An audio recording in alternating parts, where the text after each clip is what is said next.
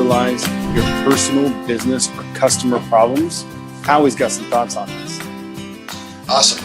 Yeah, I'm going to preach you some business Jesus right now on this, guys. So this is such a critical topic that Beastmode and I really like to focus on from time to time. And that is that your biggest issue, if you can put a spotlight on that and turn that into a benefit, that's a tremendous advantage instead of you walking by that, because so many business owners, sales executives, sales and marketing professionals, and others have a business problem and they let themselves go through that wasted time or that pain or that risk or that failure because they're used to it or they don't really know how to wrestle with that. So turn your business problem, turn the business failure, turn that chronic thing that's pesky into an opportunity by going ahead and giving yourself permission to look at it and to focus on it and even name it. If you can say it, if you can name it, then you can go work on it and fix it.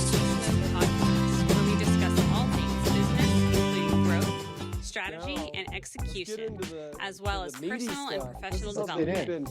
Let's join Howie and Beastmode in conversation. For a couple of months, and finally I got you to pull it out of the hip, and we're going to take a look at it. Awesome. Well, there's a lot. So I think we'll probably do more than one episode based on this, but this is basically something, and you can see the screen okay? Oh yeah, everything's great. Cool. So I may or may not turn this into a curriculum that I sell, but I originally created this because I've done a couple job searches. I did one in early 2016, and then during the pandemic. And it was a really very hard job search in the pandemic, obviously. So I had to really pull out all the stops and really figure out how to leverage my sales background and sort of sell myself in the job search. I used a little bit of this in the recent thing, but that was like 8 days. I didn't really need to leverage this. Grace of God, right? But yeah, there's a lot of tips and tricks in here that are going to be very practical. We're going to start off with mindset. I do want Beast Mode to interact with me on this because there are key things like the social stuff, the LinkedIn stuff, the mindset stuff that he'll have really great insights on. And then he may have a thought or a question or insight even on other topics as well. So, but yeah, we'll chunk this out into some logical things. Maybe this will be like, 4 episodes or something, we'll see. But it's really a key area that, people don't necessarily have all the ideas around finding a job and interviewing that they could. And so I took 2 massive job you know what, there we go. Actually, that's good. I took 2 massive job searches that I did. You can see the numbers here. And I took every single lesson, every single trick and tactic that I tried across these 2 job searches, and I put them into this training deck. And so I hope that will help somebody else. The first thing that I want to cover, and Beast Mode will have some thoughts on some areas of this, but because he's big into mindset and into purpose and things like that. This is more on the mindset part of that. But the mindset is actually really important. The reason why it matters is because all ideas and strategies that become practical start in your brain. So you have to have a healthy brain to make sure you have healthy ideas so that you can have healthy approaches, right? If you're fatalistic, for example, you're not even going to try stuff, right? So you got to have a good mindset. So you have to have that, it's possible. I believe it's possible mentality. So a good mindset will result in good ideas. A bad mindset will paralyze our activity.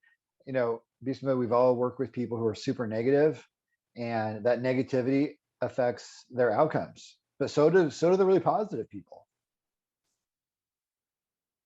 It so does, man.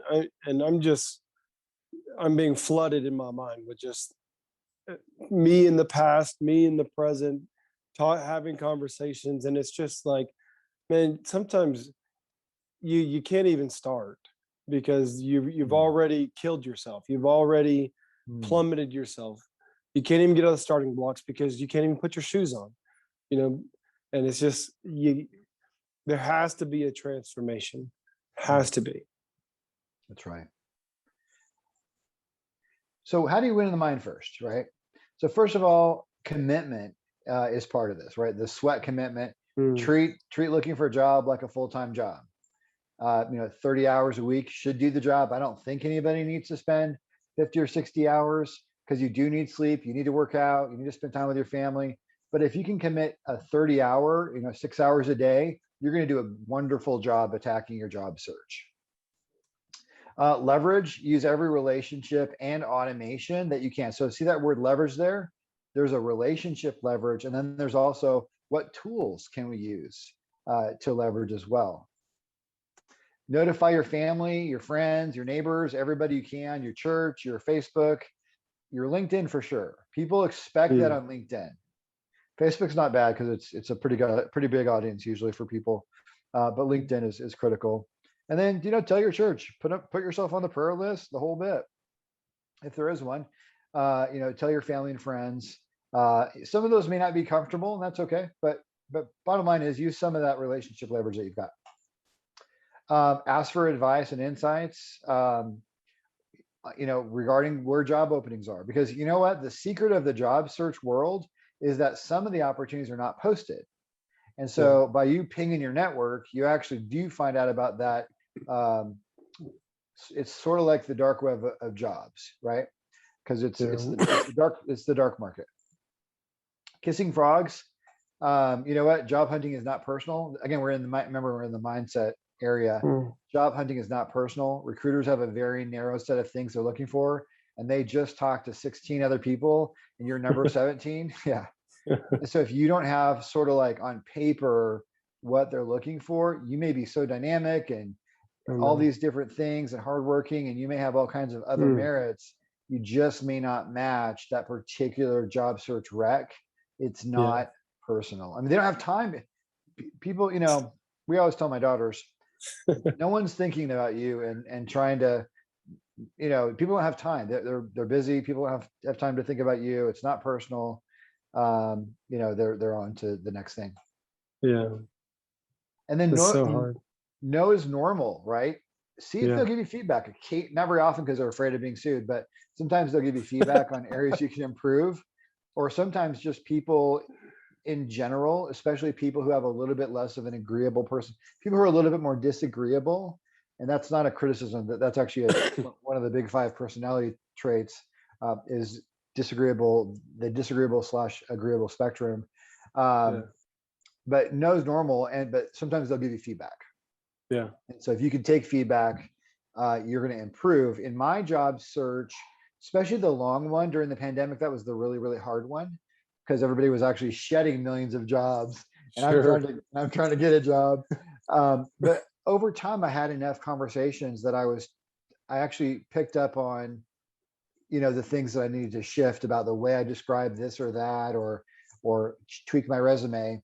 And so, by the end, I had people saying, I look too polished, which is funny. And I'm like, so would you if you had 279 interviews? You would look too polished as well. So and one thing real quick about recruiters. Please. I remember as an account manager, it feels like a decade ago, but it was so funny. I just remember sharing with some of my team members and staffers that were recruiting and things like that. The end company is looking for a specific thing, and so we need a specific word or phrase as many times in resumes or in conversations.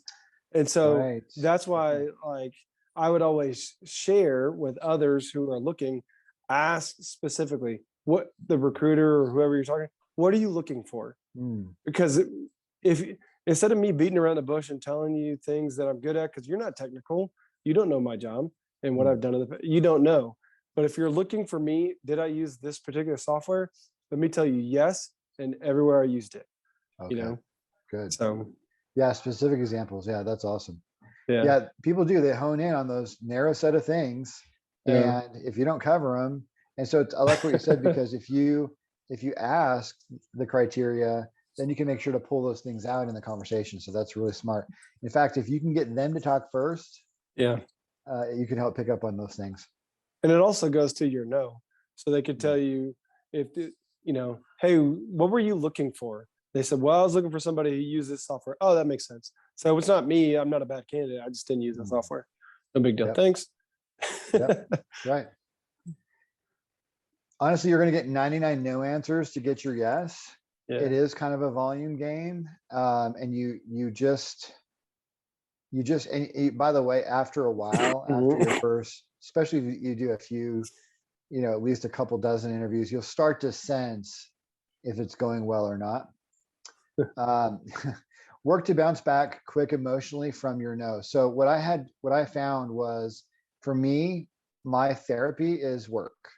So what I would do is I would go apply for a bunch more jobs, or I would go follow up with a bunch of open jobs.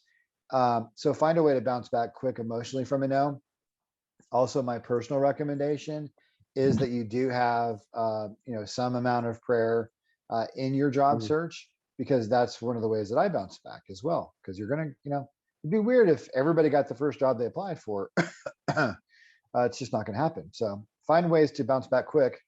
You got to kiss a lot. They say this, you got to kiss a lot of frogs to find the prince. It's true.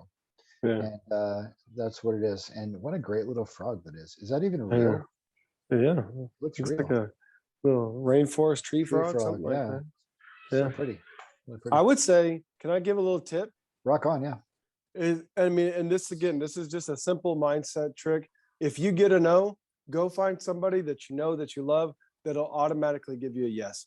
So if you get a phone call and they say, hey, you're not the right person, say, thank you very much. Is there anything I could have done? Whatever, get your feedback, hang the phone up, call the person. I would call Howie. Howie, I got my no. And he's going to tell me, yes, you're still a yes. You are my yes. And so if you need that, it's right there. Then you just I think you will. You just keep going. And you will. I think you'll need it. I think it's a great idea, making sure you have that support structure. And to his point, you really are going to have to call. Your friends are not going to think to call you every day, and they don't really have time to do that. But they'll talk to you, occasionally, and that's fine. But if you go to them, then they're usually willing to help. Yeah. So Beastmode and I were in a kind of like a life group, and the life group knew what I was going through. Another guy, Dennis, was going through it too. And you know what? So they would support us. They would pray for us. It didn't mean that they would call us during the week. But if we went to them for advice or for some encouragement, they would give it. So yeah, seeking that out, it's really good, because you can't be unrealistic. People don't have time to check on you. It's okay. It's okay. Yeah. Yeah. They will, usually they will for about 2 weeks, and then they sort of forget. So yeah. Adopt them. And that's actually a good segue into this, right? Adopt the mindset that no one is coming for you, right? No one's going to save you. And for the younger people on this podcast, you may not have been through all that many hard no's, or you may not have had a lot of setbacks yet. And you may have had a decent family structure that helped you, or some way you've been helped. And that's awesome. So you're going to have to adopt, you have to kind of like, almost like armor, like put on this new mindset, put on this new mindset. No one's coming for you. And it's funny, I'm giving away my own stuff here. Some people may help you. This is what, it's coming from experience. So I'm just saying it natively. Yeah. But some people may help you occasionally, and that's great. But no one will help you for long because they're busy. Right. So we just know that. So you got to have a little bit of a heart of forgiveness, because, it's going to, my feelings got hurt a few times. If, no one asked me for like 2 months what was going on, that's kind of like, geez, literally no one. Yeah. And so it's like, and we should try to remember. And so, by the way, if you have those feelings, obviously what Beastmode is saying is go seek out some help, but also remember that lesson and try to check on somebody else the next time, right? You know how that feels. It's good to check on them a little bit. So have the mindset, it's all up to you, that personal accountability. And basically think about it this way. If you're on a desert island, forget desert. That's really negative. If you're on a jungle island, let's say it that way. If you're alone on an island, no one's going to bring you water, and you're going to die, right? So you have to have that same level of personal responsibility. Like, I have to find water, I have to find shelter, and have that personal level of pressure. Yes. And can I say that this point and the point you made 2 slides ago, they're not in contention against each other. When you said, tell all your friends, all your family, your church, tell everyone, that's not in contention of saying this is only up to you.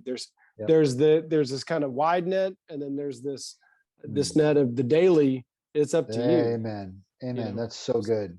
So That's so good. Yeah, you have to ask, for job advice and for any open positions people are aware of and or recommendations, although you have to ask for those things. So that's part of your process, but you are ultimately responsible. And yeah. for your process, that's just one of your tools. It's not even a big tool. This is just a fun one I put in here, but it's not the size of the dog in the fight. It's the size of the fight in the dog. And I love this little dog who's just taking on something that's, so much bigger, and that's just ridiculous.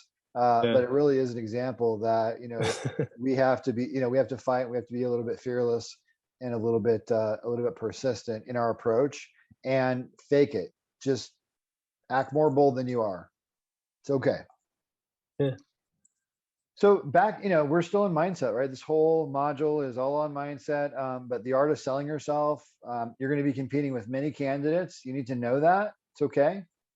What you should do is prepare several outstanding examples of your work. Okay. So I created some things that I would share, and my sense was that the competition wasn't doing a lot of that, maybe none of that. People will just send in their resume, versus I had work samples, right? So it's like, I'm going to be way more interesting right off. I've got these cool, examples of my work. I mean, I'm just more relevant. Yeah. Which I remember talking about some of those key places that you were really interested. You had a good vibe. It was doing something for them in advance, just to set yourself apart. So I remember us talking about that a while back. It taught me a lot, man. It really did. It's like, if I will spend the time, there's an account that I need to get into right now at work, actually, in my new job. And I think I'm going to use the same mentality. Yeah. Yeah. Like there's not a downside to it. Yeah. Even if they don't take it then, you are better on all levels, just for doing it, and so there's not a downside. You guys have to listen to what Beastmode just said, because one of the attitudes that I talked to my wife about a lot, and I might have talked to him during the time about it as well, is that, if I went and spent 5 hours, which I did for a company, I'll just tell you who the company was. It was support.com. And I spent, I don't know how many hours, I really don't, just like so many hours in preparation and special thought and special research and documentation to provide them some really neat value to actually get the first interview. I did do that. And I did for the CEO, and I got the interview. I think I have that example later on here. But then I also did some things during the interview process that were special, that also cost me a gazillion hours of work that were special. And my mindset is exactly what Beastmode said, which is that I felt like, you know what, even if I don't get this job, I'm growing and I'm getting smarter and I'm creating assets that I can show other people. So yeah, that's such a great mentality. Good for you. That's great. Yeah. Awesome. Follow up better and smarter. So following up better is kind of a quality thing, but it's also kind of a consistency thing. Following up smarter is also kind of, trying to be clever and trying to, put yourself in their shoes and use some empathy, in the recruiting process. Yeah, it's your responsibility to follow up. If you didn't hear that, follow up is the first point. And then it's better and smarter, but it's your responsibility to follow up. It's not theirs to reach out to you. Amen to that. And people worry about, imposing, or people kind of worry about stepping on toes or something, but the chances are your competition is following up, number one. Also, number two, the chances are your job, the recruiter or the hiring manager is a little forgetful. So you really are helping them. You really are. You're not going to, I mean, you wouldn't want to follow up necessarily every day. That's way too much, right? So pace it a little bit. But man, if it's more than if it's 3 days and you're not hearing from them, you better ping them on the 4th day. I'm serious. So he's right. He's right. Following up is even more important than the better and the smarter. Yes. Amen. Good stuff. Job search flexibility. Don't limit yourself to only the type of jobs you've done before. For example, right now I'm in a channel role. I've been in channel adjacent roles before, but I haven't been actually a channel manager before. And now I am. I'm a channel account manager. And I really love it. And it's part of selling. It's part of the sales world, but it's kind of adjacent to it. And I really like it. So don't limit yourself just because you haven't literally done that exact same thing before. You kind of have to bet on yourself. Expand your. I was gonna let you say something, but you're just like, yes. There's so much. You're just like, yes. I don't want to overtake. Yes, yes, because your job title is so flexible. From the person on the other end of the phone, your job title, they can change it and flip it and whatever they want to do to it. And so, yes, please don't limit yourself. Expand your reach. And yes, just please do it. I love it. Also, kind of within that, try to find job searches that are sort of, obviously what you do want to focus on the circle, right? That you have done the exact job description, but then also try to find, 1 degree off from that. Like in my situation, I've done all this sales and sales management, but everybody in my industry knows that channel is just 1 degree off from that. And so you don't have the best shot when it's 1 degree off, but you have a shot. So go for that, especially if it speaks to you, especially if you're kind of interested. Yeah. I love it. I sort of like almost every job. I frankly probably have liked every job that I've done. I just like business. It's kind of my thing. But I really do genuinely like what I'm doing now. Don't limit yourself by saying you're not ready for a higher or different type of position. So I'll just give you a story with this. When I was recruited by OpNet back in 2012, the job, it was kind of a bigger role for me. I had only managed inside sales or sort of like hybrid inside outside sales. And this was going to be a primarily outside sales thing. And it was like national. And it just seemed, it seemed a little bit like a stretch for me.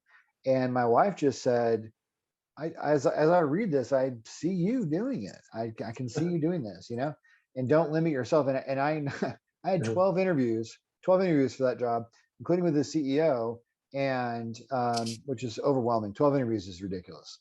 But really cool company and great CEO. Really, really liked him and the whole company. And we ended up, getting that job and doing well. And by the end of that day, I flew to Maryland to interview. And by the end of the day, I had the job. And here I was, not sure that I was ready, right? And my wife's like, "You're more than ready." Yeah. So bet on you. Yes. Yeah. And if you think about that, Beastmode, I mean, you haven't started a nonprofit before. No. Right? But you did it. You just said, I will figure it out.